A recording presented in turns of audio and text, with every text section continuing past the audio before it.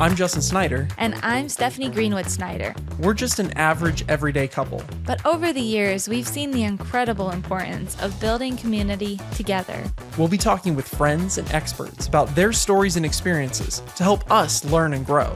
We don't want to just survive through life. We want to intentionally thrive. This is The Intentional Thriver. Well, welcome back to The Intentional Thriver. Hello, hello. It's going to be a really great night tonight as we have Eric and Annie Worrell with us. Welcome. How are you guys doing? We're great. Oh, Yeah, doing great. this is so awesome. So as you guys know, because you watched our show, thank you so much. We always start the show out by saying things that we admire and appreciate about our guests. And it's been so awesome to get to know you guys on a personal community level. I think it was like a year ago right now, I was with Latia at a restaurant and she was like, "Oh, that's the Worrells over there. You guys were with somebody else." And she's like, they're in our Connect group next year. And I was like, okay, like they look really put together. I don't know if this is gonna work. Then we got to know you. And we're like, Yes, thank you. It was all a these facade. guys. Yeah. What a mess. And you guys invited us over like this first time we met and we hung out and it was just so much fun. And Annie, you were my group leader at Moms for Moms. And it's just been such a wonderful journey the last couple of months together, last year together. So thank you so much. And your spirit and your intentionality with your children is just so cool. Yeah, for sure. To see. Your youngest is the age of our oldest, so we get to watch you with your two older kids, and we really, really respect and admire the way you parent and are so glad that we have you in our lives to bounce ideas off of each other and get some wisdom because we're going to need it. Yeah, and it's a cliche because it's part of the name of our podcast, but you guys are very intentional people in a lot of different areas. Yeah. And we really respect that and admire that about you. And like one area we really wanted to focus in on today is the area of generosity, because again, like I think you guys really are thrivers and intentional within that. Even again, not saying that anyone's perfect within that. And that's true of every episode that we've done. Like every one of our guests, not one of them is going to stand there and say, "Oh, I've arrived. I've figured it out. I've got it 100% locked in." It's that you guys take the time to make very intentional choices to make that a priority in your life. And that's part of what we want to talk about on this episode. Yeah. So let's kick it off by tell us a little bit about your background and what led you here to the Intentional Thriver podcast. When it comes to our background, I think the foundation of our generosity comes kind of standing on the shoulders of both of our families, Love that. specifically both of our parents. I was raised in a home of believers, and we had our share of issues and still do. But one area that was always important, or that was kind of, held up as an important part of life, as an important part of a believer's walk with the Lord, was being generous, both financially and with time. I'm a financial advisor occupationally, and I was raised by a financial advisor, which means that I can be very planning oriented. Yeah. It was raised in that mindset. But despite all of that, or I should say, because of all of that, part of the planning was to be very intentional about setting aside finances to be generous with, and then looking for other opportunities to be generous. And so that's my background. I come from a legacy of generosity that has been passed down specifically from my parents, but even from prior generations as well. And I'm married into a family that I love and that has been super generous exceedingly generous with Annie and myself as a married couple, and then with me as kind of an in-law. I've never felt anything but love and welcome from them. And I've seen from Annie's parents their faithfulness, even in the short kind of 13 years that I've been around. And Annie can kind of speak about kind of how that's Sure. Just a continuation of what she saw growing up. Yeah, absolutely. Before we skip to my parents, though, I want to say Eric's grandmother, his mom's mother, just recently passed away this past Saturday. But her generosity stands out to me, and Eric's passed too. And I know that is shaped your mom, who shaped you as well. Gammy would save the extra biscuits at Cracker Barrel and stick them in her purse, and they would come out at dinner time. But she would not let you leave her house without something of value. And she saved, she made things and saved them and then gave them to Lucy and their treasures. I mean, she really, truly, you never left her house hungry. She always wanted to feed you something, and she always left you with some kind of gift. And they've, me and Papa have sent things to the kids, even not even that long ago, as they're aged and have a lot to take care of themselves, are still thinking about their great grandchildren. So I just wanted to mention her too, and her legacy that she left. And you have the 3 children, correct? So it's Lucy, Isaac, and Jack. And how old are they again? Yeah, Lucy is 9, about to turn 10. Don't forget it. And Isaac is 7, and Jack is 3.5. So you got the whole gamut. You there, do. pretty much. Yeah. That's a spectrum. We All right, do. cool. Yeah, we do. It's a lot of fun. It is. It really, truly is our joy and privilege. Absolutely.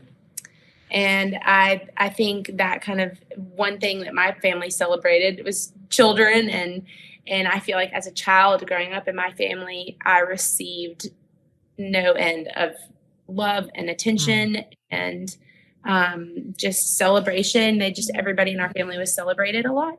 That's amazing. And my home, I was also raised by believers. My parents were fairly new believers, though, when I was growing up, and were super committed to their church community. That was one thing that once the Lord gripped their hearts, they were all about finding a Bible teaching church, and then just that was our life. We served the church, and we were in the lives of the people of the church. And that's the way I grew up. And it was a joy and a privilege.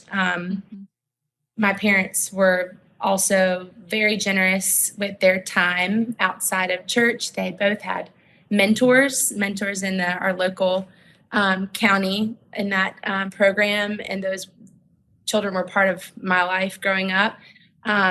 And I can't even tell you, I couldn't even count how many baby showers and wedding showers my mom threw. She's got the gift of hospitality and is an excellent cook.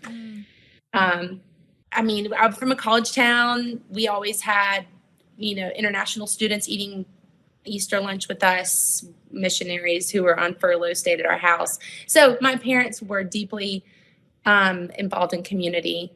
And that was our life. So they were generous in that way. And then as a married couple, they were very generous with us when we first started out. And it was extremely helpful, kind, just humbling. Yeah. So. Yeah.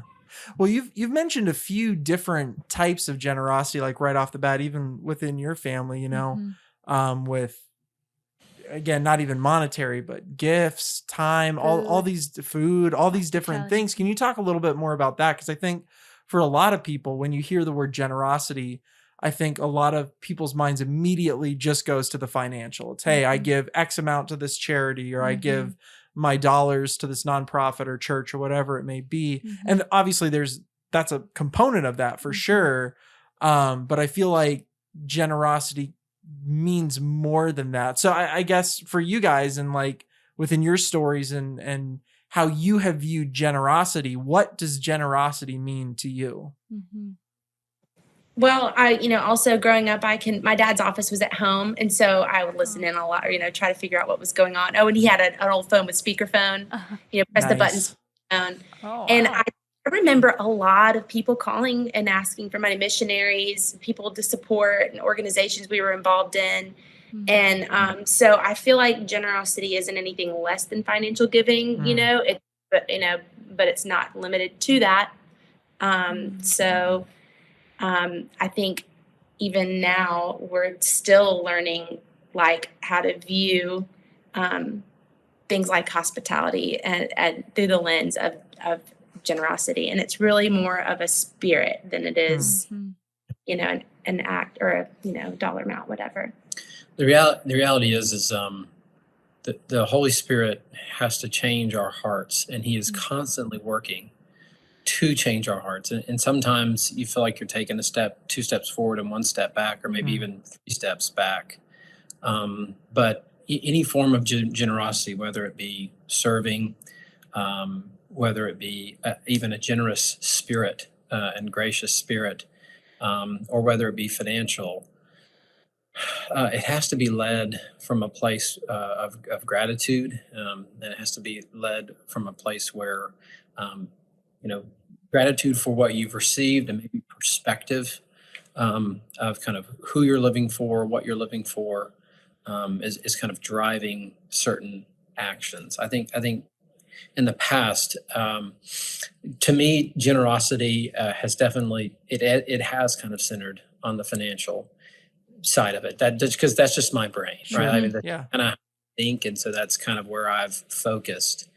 And Annie, though, I'll tell you, is like a much more generous person than me, right? So for example, like, so I may kind of drive more. I don't know about that. Well, I may drive more of the like financial side of our generosity, like when it comes to thinking about it and, you know, so on. But does it always come from the most generous place? You know, heart always rejoicing and joyful when giving. That's been something I have to wrestle with. And what I'll say is, you know, with Annie, she embodies generosity when it comes to the way she serves our kids, serving at mom to mom, you know, pouring out into the lives of others, right, and kind of bringing them in. And so, yeah, Justin, Stephanie, to answer your question, generosity comes from an overflowing heart, right, of gratitude, and men, like, you know, we like to kind of categorize and put things in little boxes, right? And I don't think that we can necessarily only categorize it as giving financially, right? Though that is a huge part of it, right? And frankly, our story has been that part of it has broadened out, and frankly, you know, one element of generosity leads to another part of generosity. That's a great point. So it kind of feeds itself, right? It spreads. Yeah. Right. But we wouldn't boil it down or confine it to one area or another. Yeah. That makes a lot of sense. Justin, when we first got married, I struggled with giving in general, like any kind of like, this is my money. We have to pay off our college loans. We have to, you know, because we have to do all these things. I mean, you guys know, especially when you first get married, there's so many things, like upfront expenses. Right. And so I just remember Justin saying, you know, I mean, we were in the same place. Yeah, exactly. It's just that season. And at the time, I think we were making like 25 grand it was combined. We were dirt broke. I remember it was so sad. And I remember Justin saying, like, if we're not generous now, like with little, we're not going to be generous when we have more. It's true. And that really stuck with me because I was like, it is a muscle, right? It is something, like you said, that grows, that spreads. And when you're not flexing it, when you're not working it out, which I know you both are fabulous shape, you know, and Annie, you work out and go to the gym and stuff. And so like that doesn't come overnight, right? You have to be consistent in it. You have to, using the metaphor, Annie, like take the compliment. I'm just kidding. Anyway, and so, sorry, I kicked the mic. And so I think that's just a really good reminder that there is growth when you do it, when you surrender and say, okay, let's see what this might be small at this point, you know, a smaller percentage, but you see that grow over time as you flex that muscle. So what are some obstacles besides kind of the one I just said, like being young and poor and stupid, but just kidding. But what are some obstacles that you see to generosity as you've matured? Well, that was a huge compliment Eric paid me. But I will say that the downside to that personality is that you really can't give what you don't have. Yeah. And with the plan. No, that's a good point. You know, and that's not my gifting and my strong suit. Eric is analytical and he's a long-term thinker.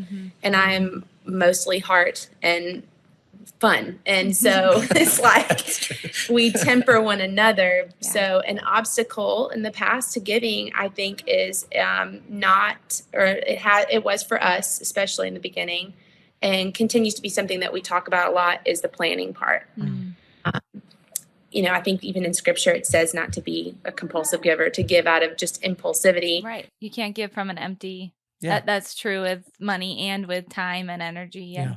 all the things. Eric, do you have anything to add to the obstacles of giving?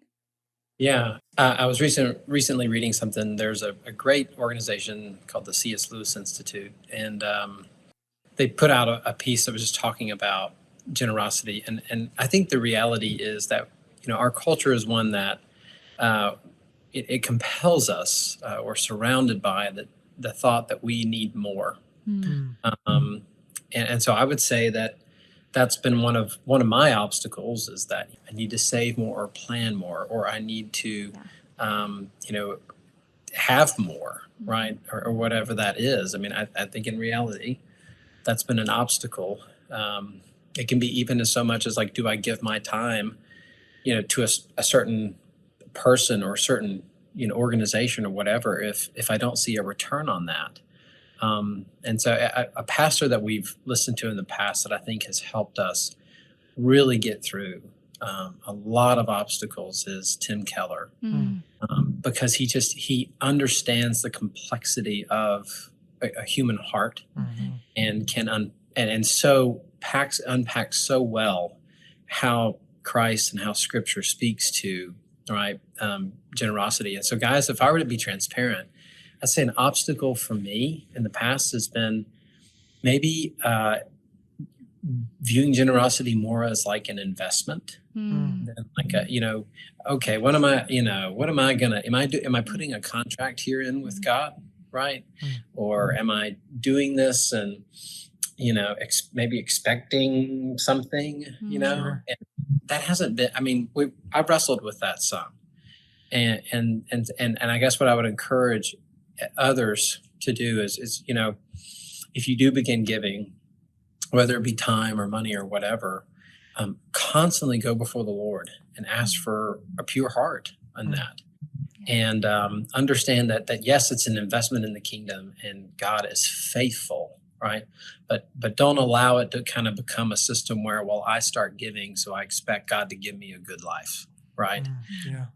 Or I start giving and I expect this organization potentially, or this person to treat me a little different.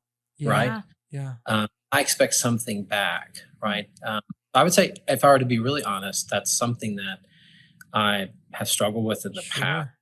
And I'm not proud of that at all. But it's been an obstacle that I think the Lord's been faithful to kind of get me over, and I'm sure He'll have to get me over it. You know it. I don't think you're the only one who's ever struggled with that, Eric. Just throwing that out there. Yeah. No, that's a very, thank you for sharing that, because that's a very real struggle. Whether That's people a know it very or real not, struggle. I think that's almost one that people don't even think about. Like, of course, God says He'll reward, well, I back think sevenfold. absolutely, but I think also for people who maybe aren't even people of faith that give to charities or things like that, it's like, oh man, I do it so that I can get a good feeling. You know what I mean? Like I think, for sure. like you said, like Tim Keller would say, like our base nature, in my opinion, is tends to be pretty selfish,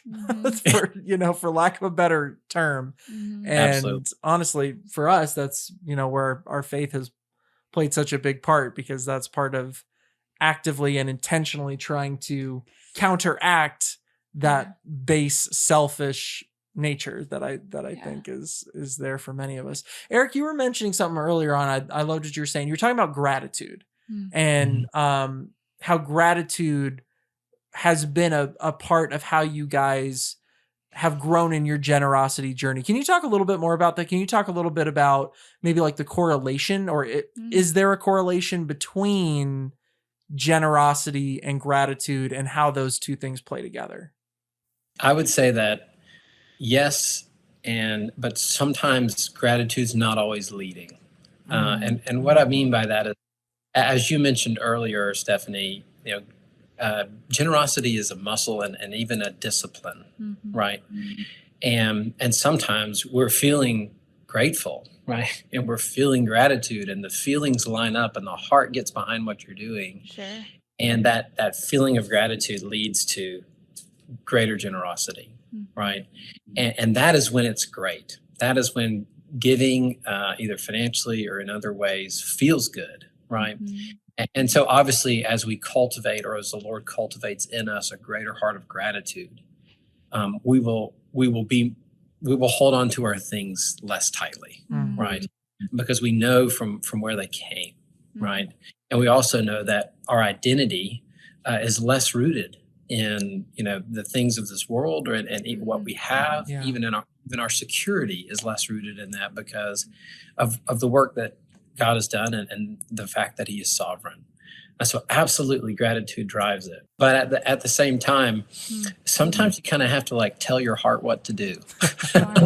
You know? And like, hey, we're gonna do this, dang it, and whether you like it or not, right?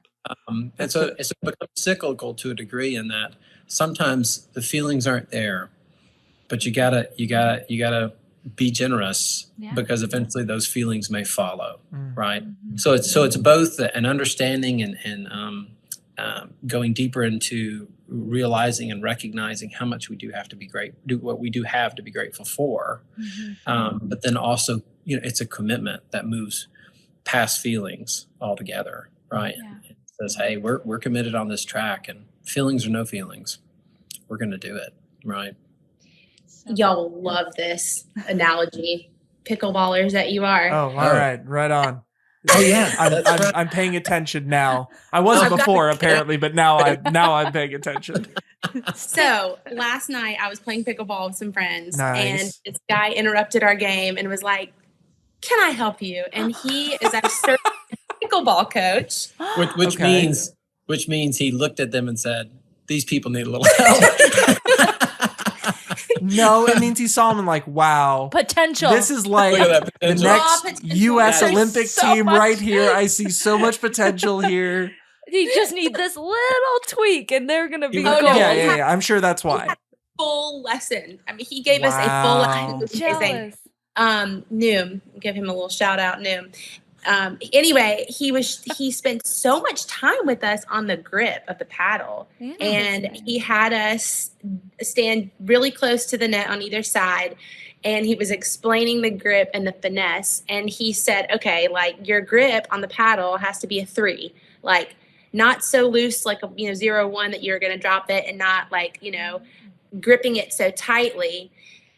And so he came over, he said, like, I need to be able to pull it out of your hands, but not too easily. Anyway, I came home, and because we've been talking about this leading up to the podcast, I was like, it's like money. Like, I think especially in the beginning, like when we were really like pinching pennies and stuff, you think like, gosh, do we even need, like, oh, I just hate money. Like, I wish I didn't have to have it. All of us have to live with money, and we need money to do life, and we need money. So it's like you have to have the paddle in your hand.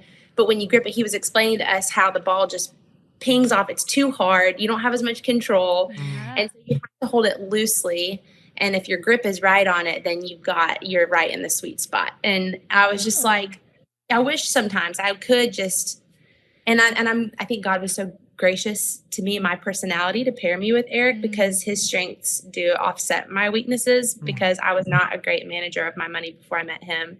And my giving was probably inconsistent because of that. I mean, that's why I mentioned that planning piece being an obstacle. If you're not planning well, then you can't really give well. Right. So I think about that, like it's a necessary thing, but hold it loosely, like exactly what Eric was saying. And I think as it pertains to the gratitude piece, I think about it a lot. Relationally, it makes more sense to me than with the money piece, because sometimes that can feel transactional. Yeah. Eric said, like, okay, I'm not really feeling like this is great, and then I'm also not maybe getting the warm fuzzies from it because I'm questioning this organization I'm giving to. Are they really managing my money, or are they using my money right? There's all sorts of things that come along with our money. Like it makes us the green monster or whatever. But like I can understand it better relationally. And I think for me, where it gets me is the gratitude piece is like the gratitude for what Jesus has done and how generous he's been toward us. And he's talking in Luke. He's giving an example when he's trying to teach the disciples about forgiveness. And he's like, does the master of the field, when his servant has been outside working all day for him, come in and say like, oh, come sit down at the table and eat with me? He's like, no, now you're going to come in, you're going to wash my feet, and you're going to serve me dinner. And the point being that like we can never repay God for everything he's done. It's like the bare minimum to be generous, considering like how ridiculously generous it was for God to send his son and save us from like an eternity of, separation from him. Not having him. And so that for me clicks like, wow, I'm just a recipient of such ridiculous generosity that there's no way I could withhold that. I can't keep that, from someone else. So that's beautiful. That's I love great. that. Yeah. You weren't at our last pickleball session last week, but we talked about wanting to find a coach. So we're getting some kind What of was lessons. his name? Noom? Yeah. Number. Okay. Right on. Maybe we could get some lessons going for at least the girls. I mean, sounds like the boys might need it too. No, we're we hold our paddles at a 3 intensity. Naturally. Oh my word. As long as we're not throwing them. Yeah. So I really want to talk about advice that you guys have, almost like you could talk to your younger selves, or someone who's like wanting to be more generous with their time. But even teaching your kids how to be. Absolutely. Yeah. How are you going to teach your kids this?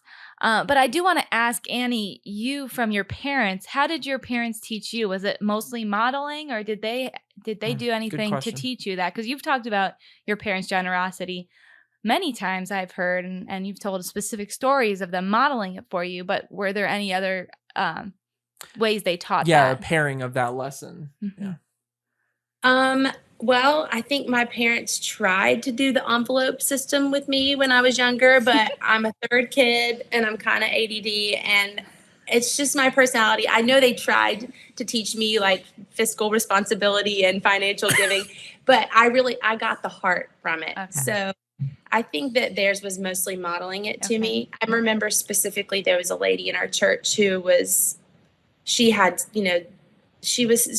mentally able to function somewhat, but she needed more assistance than she had. And she lived alone, and she attended the church, and she would call my mom at all odd hours of the night or in the afternoon. And my mom, I remember as a teenager, maybe I was middle schooler, she called my mom and talked for a while, and then it wanted Jell-O. and mom was like, after school today, we're going to stop by Amelia's house and we're going to bring her some Jell-O. And I was like, why is she doing that? Like it took time and energy, and I didn't, and that stands out to me as just a memory of my mom modeling generosity. She was kind and patient, and there were multiple times that she bought her groceries, and it was just what needed to be done, and she did it. So I think, that's probably how they passed it along best to me. That's so cool. That is so cool. So what are ways that you would give advice, or even like Justin said, for your kids, how would you model or train them in the area of generosity? Well, we have one tool that we're using right now, plug for the green light card, that is a way that money-wise, just specifically with being generous with money, that they either are gifted or a little money they earn here and there.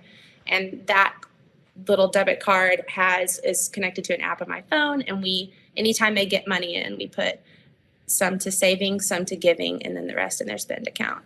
And so for them, that's cool. An easy way to get in the habit, because I think what I feel like maybe I wasn't as great at, I'm more focused on with my kids. because I'm like, they are going to learn this from an early age. I thought dealing with real money was too difficult. The coin, the dollar, it was too hard for me personally. A lot of people do that, but I like that. That's one way we're doing it, just with money With our children. specifically. Yeah, I would say, as far as like advice, one thing that Annie and I talked about was surrounding yourself with generous people and with organizations that embody generosity. That's good. Yeah, I mean, so for example, we have some dear friends that are generous, but they are generous like in a different way. You can say our name, Eric. It's fine. I'm kidding. I'm sorry. Continue. But like these, we've got some friends, and they do generosity differently, and doing life with them stretches me. Right, I am inspired and encouraged to be generous differently and to be more generous by being by people that embody that well. And so just finding people that are different from you that can encourage you in that is huge. I've grown so much by being around them specifically. They're dear people. The other would be organizations that espouse and that are generous, right? So we live on the south side of Atlanta, and it's Chick-fil-A country. And the Cathy family, which True Cathy was the founder of that company, they are incredibly generous. That's powerful. Like we've been plugged into some other organizations. Another example of one is an organization it's now named Untold. And you've got a guy that I knew growing up that started a nonprofit to go serve people that have AIDS in Africa in college. I was like, what was I doing in college? This guy's starting a nonprofit. Wow. And obviously as running a nonprofit, a lot of what he gets to do is raise support. They don't sell a product, right? And just seeing him and talking with him and to better understand what generosity means, and how people do generosity well, and what it's meant for that organization and the lives of the individuals they've been able to touch has been a huge encouragement. So I would just encourage getting plugged in. It will broaden the network of people you know beyond what you're used to. Make friends with people that do generosity differently than you, because they will encourage you to think about generosity differently and maybe even push you, right, to be more generous. Right? Something that stands out in my mind that I hear people talk about a lot, like it's this passage from the Bible, and I think a lot of people misremember or misquote it, but it's talking about money, and it's talking about specifically like money and some of the negative connotation that money can have as well. And a lot of people will say it or quote it as like, money is the root of all kinds of evils and things like that. Whereas, what it actually says is like the love or loving or being solely attached and focused on money, can lead to all kinds of evils like, pride, selfishness, all kinds of things. Can you talk a little bit about balance? I mean, that's one of the words that we use a lot on this podcast, is finding balance in life. Balance between not falling in love with money, not getting so imprisoned by, like you were saying, Eric, always wanting more, always saying, I need to stow away more. I need to, build up whatever it may be, but also being like wise and as a financial advisor, as someone who you're part of what you're gifted in many ways is kind of being a wise steward of money. So other people's money. Yeah. And other people's money. Absolutely. So how do you find that balance again, and not falling in love with money, but also knowing that it's a necessary piece and being a good steward of that? I think being a part of my industry, I get to see the end game for a lot of people. And the one benefit of that end game is I get to see individuals that live their lives for retirement. And then, meaning they kind of put everything off, or they, pinch every penny, or, they just kind of live waiting for this kind of golden years type of understanding of retirement. And then I see people that live life with the balance you're referring to.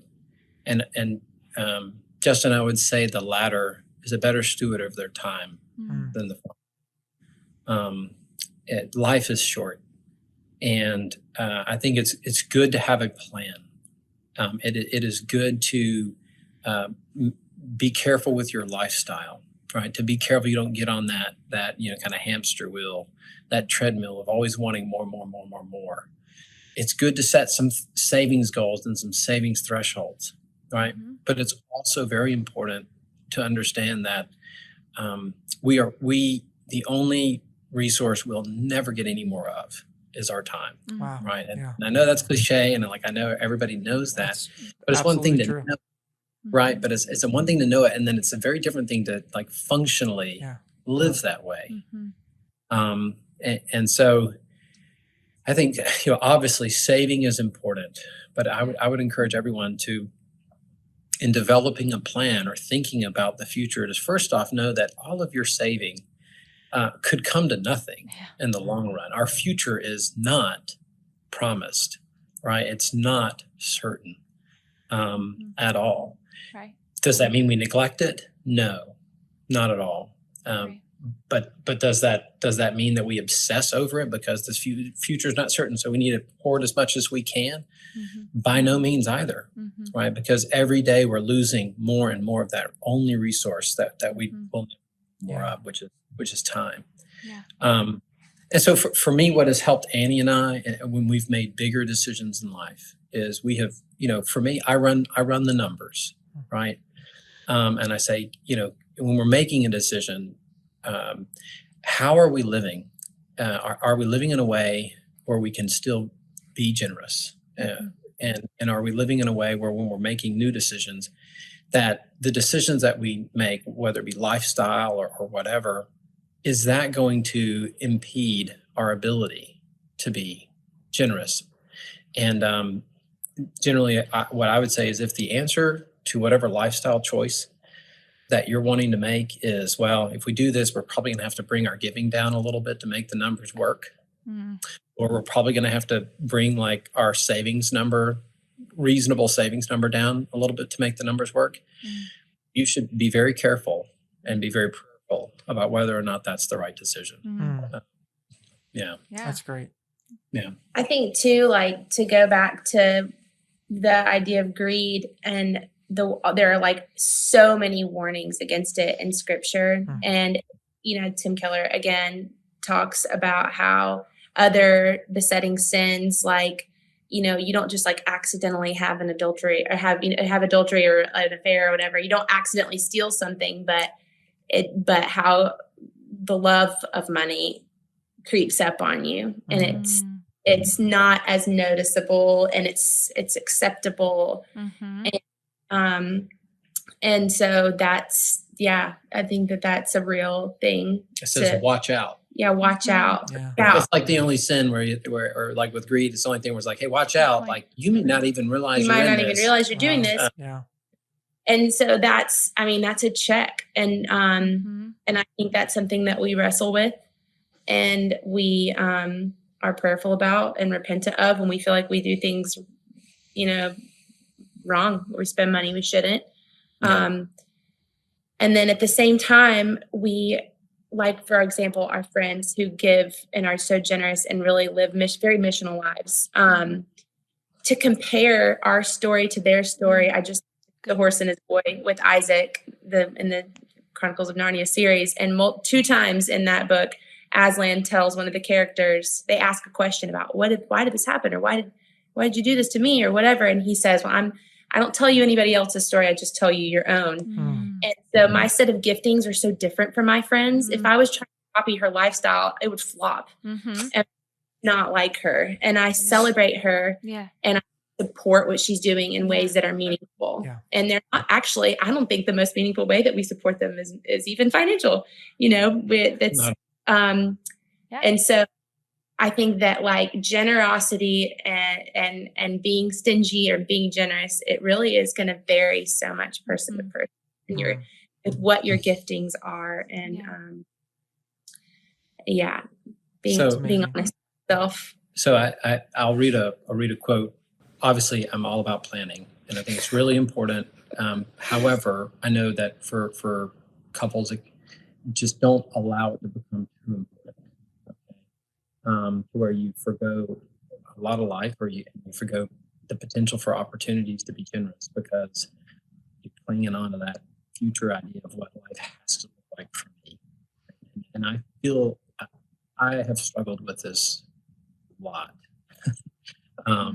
because I am looking at the end game. But this is what he says, and I think it's a little bit of a push for all of us as we plan and as we spend. He says, this is what C.S. Lewis says about generosity. I do not believe one can settle how much we ought to give. I am afraid the only safe rule is to give more than we can spare. In other words, if our expenditure on comforts, luxuries, amusements, etc., is up to the standard common among those with the same income as our own, we're probably giving away too little. Wow. I read that a couple of years ago and was like, oh man, it kind of hit me pretty hard. Yeah. And so, it's just a challenge to all of us, especially as believers. How can we be sure that yes, we're being prudent. Yes, we're saving, but we hold that balance even, and how we would, assess our own balance. We hold that loosely enough to say, Lord, the reality is it's yours. Anyway. Yeah. Well, I think that's a perfect segue into the last question. And again, the title of the podcast is The Intentional Thriver. Like, what does that mean to you guys? What does it mean to intentionally thrive in your lives? I just feel like trying to stay in step with the Spirit. As a believer, I'm like a fly in a soup bowl if I'm not reading the Word and reminding myself of who I am, like I said, like what has been done for me. And then now, out of gratitude, go to what I'm called to do. Not saying that I am perfect at that every day by any means, but intentionally thriving means living out the life that has been planned for me in advance. And I'm so grateful that I don't have to have that figured out. And that I don't have to be perfect at it. I don't have to get it right. It's not dependent upon me getting everything right all along the way. It takes off a lot of pressure. Yeah. And I would say if there's anything we've learned when it comes to intentional thriving, it's invest in your marriage and your relationship with your spouse, because that's who you're doing life with. And if she's not thriving, I'm not thriving, and vice versa. I'd say surround yourself with community, and when, as you guys know, when kids come around, it gets harder. And even I think men, are really prone to just kind of become little islands. Go to work, we come home, play with the kids, and then maybe talk to an old college buddy or something like that. But then not as good about intentionally surrounding yourself with other godly men. And I would encourage men specifically, husbands and fathers, do not allow yourself to become an island. Find other believers to do life with. Find mentors to do life with, to speak into your life. I've worked with my father for the last 15 years, and that has been he's been a huge mentor to me. And I would not thrive as well, right, without him helping me and speaking into my life. And then the final, I guess, two things would be get plugged into a church that seeks the Lord and follows His word, and don't neglect that opportunity to come together with other believers and worship, to learn, because as Annie and I would say, I think we both feel like buckets with a hole in the bottom. And like we get filled up and then it just kind of drains out. You know what I'm saying? Mm-hmm. And so we need that. And many of these disciplines, we've been talking about one discipline of generosity, but many of the other disciplines of our faith, they are not burdens. Mm-hmm. They may come across as burdens, but they are a delight. Mm-hmm. And they it takes a little bit of work, but it is well worth it. Yeah. And then finally, it would just be seeking the Lord on a personal basis, and filling your minds, consistently renewing your minds, because life has a tendency of kind of kicking the stuffing out of you every once in a while. And I mean, we've all just gone through COVID, and that was a really hard and volatile time, I think for everyone. Yep. And so I guess what I would say is our intentional thriving isn't a white knuckle bootstrap approach. It is an approach that brings in other people into our lives in a context of they kind of come alongside of us and push us forward.